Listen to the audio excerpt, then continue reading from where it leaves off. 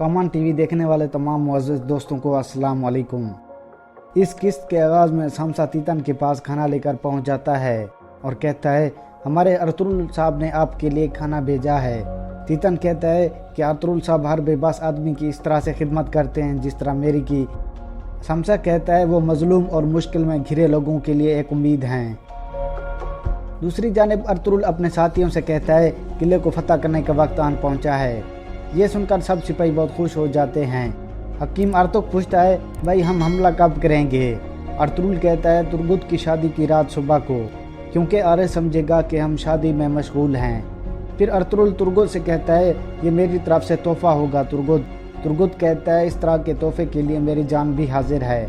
फिर अर्तुरुल हमले की मंसूबा बंदी करते हुए कहता है किले का दरवाज़ा सुबह के वक्त खुलता है और शाम के वक्त बंद हो जाता है।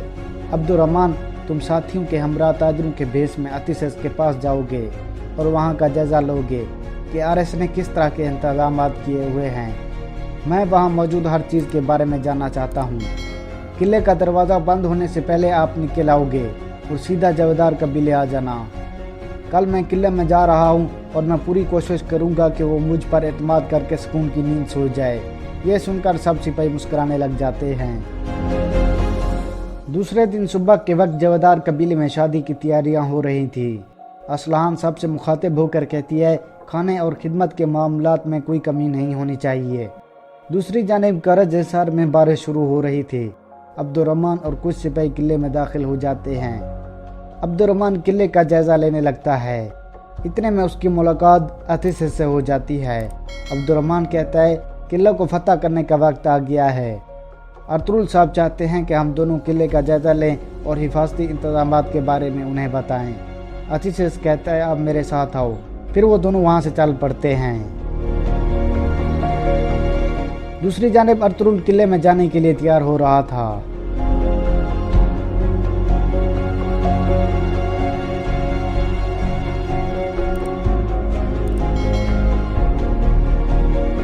उसके बाद अर्तुरुल मरकजी खेमे में पहुंच जाता है। तुर्गुत अर्तुरुल से कहता है अब्दुर्रहमान कुछ सिपाहियों के साथ किले में घुस चुका है। इतने में शमसा पहुंचकर कहता है ताजर दरियोस आपसे मिलना चाहते हैं जनाब। अर्तुरुल कहता है उसे अंदर ले आओ। फिर तीतन अंदर दाखिल हो जाता है। अर्तुरुल उसे बैठने को कहता है। फिर तीतन बैठकर कहता है आपसे मिलना मेरे लिए शर्फ की बात है हजूर। अर्तुरुल कहता है शुक्रिया दरियोस, आपके साथ जो हुआ उस पर मुझे बेहद अफसोस है। तीतन कहता है आपने मेरा इलाज किया, शुक्रिया अर्तुरुल साहब। अर्तुरुल कहता है तुम किस चीज़ की तिजारत करते हो? तीतन कहता है हर उस चीज़ की जो मेरे लिए मुनाफा बख्श हो। अर्तुरुल कहता है अगर डाकू ने तुम पर हमला किया तो तुम आरस के पास क्यों नहीं गए? तीतन कहता है मैं बेहोश था, मुझे इसका अंदाज़ा नहीं है। अर्तुरुल कहता है तुम हमारे मेहमान हो, जब तक चाहो यहाँ रह सकते हो और तुम्हारी ज़रूरियात को भी पूरा किया जाएगा। तीतन कहता है शुक्रिया अर्तुरुल साहब। अर्तुरुल कहता है अभी आप जा सकते हैं। फिर तीतन बाहर चला जाता है। उसके जाने के बाद अर्तुरुल कहता है तुर्गुत अपने आदमियों से कहो कि इससे नज़र ना हटाएं। उसके बाद वो किले की तरफ रवाना हो जाते हैं। कुछ देर बाद अर्तुरुल और उसके साथी किले में पहुंच जाते हैं। दूसरी जानिब आरएस कमांडर कोस्तास से पूछता है क्या सारी तैयारियां मुकम्मल हैं कोस्तास? कोस्तास कहते हैं उनकी खुश आमदीद के लिए सब कुछ तैयार है हजूर। कुछ देर बाद अर्तुरुल भी वहां पहुंच जाता है।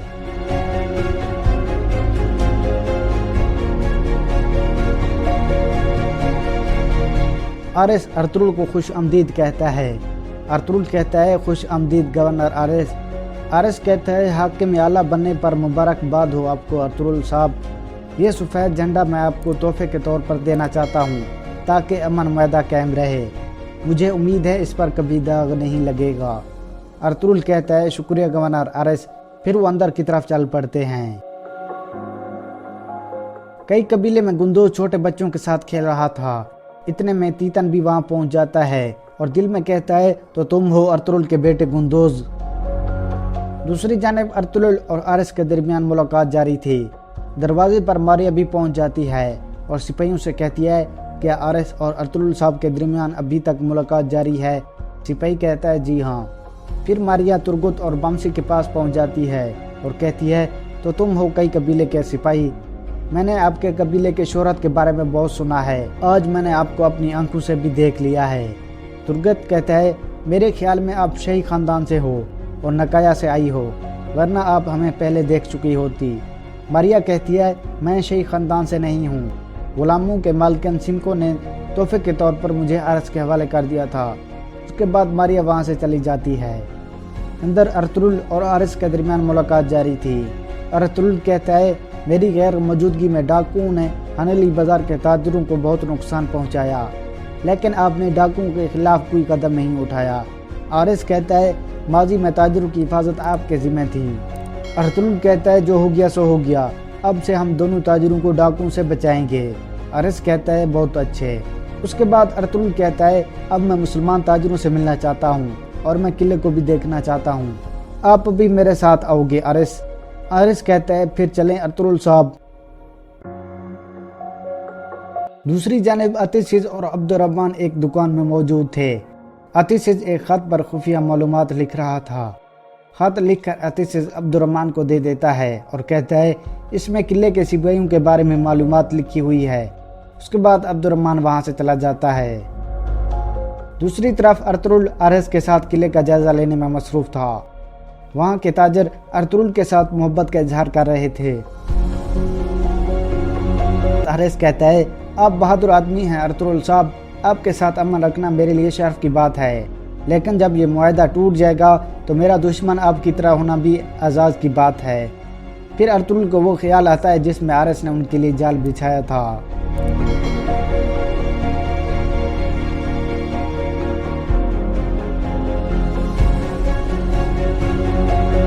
اس کے بعد ارطغرل عرس سے کہتا ہے مجھے آپ کی طرح کے دشمن چاہیے، نہ کہ جو گندے کیڑوں کی طرح جال بچھاتے ہیں۔ وہیں عبد الرحمن بھی موجود تھا اور وہ ارطغرل کو اشارہ دیتا ہے کہ کام ہو گیا ہے۔ یہ دیکھ کر ارطغرل اور باقی سپاہی آگے کی طرف چل پڑتے ہیں۔ دوسری طرف بہادر اصلحان کے پاس پہنچ جاتا ہے اور کہتا ہے میں یہاں شادی کی مبارکباد دینے آیا ہوں اور تمہیں کسی چیز کی ضرورت تو نہیں ہے؟ اصلحان کہتی ہے نہیں بہادر صاحب، میں چاہتی ہوں کہ آپ میرے لیے پریشان نہ ہوں۔ اس کے بعد اصلحان کہتی ہے جب آپ یہاں آئے تو آپ نے میرے قبیلے پر قبضہ کرنے کی کوشش کی، مجھے تم نے ڈرایا دھمکایا، میری اسی میں خوشی ہے کہ تم شادی والے دن اس خیمے سے دور رہو۔ یہ سن کر بہادر وہاں سے چلا جاتا ہے۔ کئی قبیلے میں تیتن بچوں کے ساتھ بیٹھا تھا اور گندوز بھی اس کے ساتھ بیٹھا تھا۔ تیتن بچوں کو پروں والے گھوڑے کی کہانی سنا رہا تھا۔ پھر گندوز تیتن سے پوچھتا ہے کیا وہ گھوڑا ابھی زندہ ہے اور کیا میں اسے دیکھ سکتا ہوں؟ تیتن کہتا ہے ہاں وہ زندہ ہے لیکن تم ابھی اس کو نہیں دیکھ سکتے، وقت آنے پر میں آپ کو دکھاؤں گا۔ گندوز کہتا ہے میں سمجھ گیا ہوں۔ دوسری جانب حیمہ خاتون اور باقی خواتین اصلحان کے پاس پہنچ چکی تھی کیونکہ رات کو اس کی اور ترگت کی شادی تھی۔ پھر حلیمہ اسے تحفے دیتی ہے۔ یہ دیکھ کر اصلحان بہت خوش ہو جاتی ہے اور ان سب کا شکریہ ادا کرتی ہے۔ پھر حلیمہ اصلحان کو شادی کا جوڑا دکھا کر کہتی ہے یہ میں نے اور حفصہ نے تیار کیا ہے، یہ آپ پر بہت اچھا لگے گا۔ جوڑے کو دیکھ کر اصلحان بہت خوش ہو جاتی ہے۔ دوسری جانب ارطغرل اپنے ساتھیوں کے ہمراہ قبیلے کی طرف روانہ تھا۔ ترگت اور اصلحان کی شادی ہو رہی تھی۔ ایک مولوی ان کا نکاح پڑھاتا ہے جس میں اصلحان اور ترگت 3 بار قبول ہے کہتے ہیں۔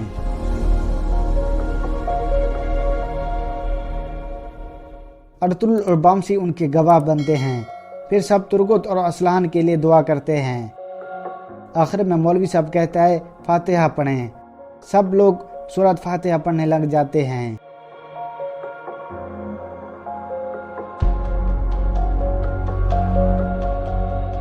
اس طرح دعا مکمل ہو جاتی ہے اور یہاں اس قسط کا اختتام ہو جاتا ہے۔